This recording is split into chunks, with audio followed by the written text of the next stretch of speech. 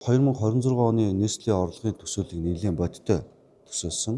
Хувийн орлогын албан татвар бусад төрлийн татваруудыг 8-аас 12% өсөлттэйгээр тооцсон. Харин улсын тэмдэгчийн хураамж, автомашины хураамж болон газрын татваруудыг бол багасгад тооцсон. За энэ ямар шалтгаантай гэвэл нэгдүгээр 2026 онд бол Монгол улсын хэмжээнд гол экспортын бүтээгдэхүүн болох коксны үүрсний олборлолт үн тогтворж байгаа. Тэгэхээр 2026 оны эхний хагаслагтаа бас улсын хэмжээнд төсвийн тодтгол хийх байх. Дээрээс нь суурь орлогод нэмэгдэх байх гэж харагдаж байгаа. 10 том мега төслүүдийг эхлүүлсэн. 10 том мега төслүүдээс зөвхөн нийслэлийн төсвөөс хэрэгжиж байгаа нь бол 6 аж.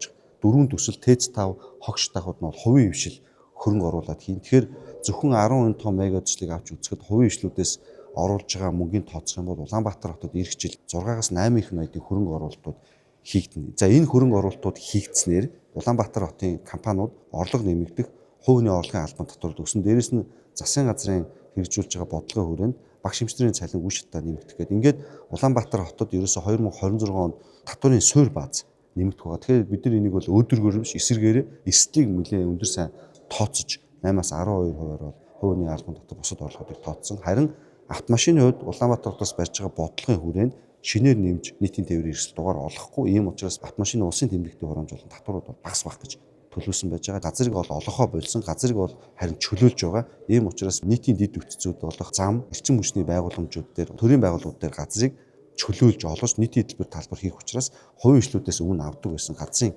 татвар бол багасна гэж ингэж 2026 оны суурь орлогыг төсөөлсөн байж байна.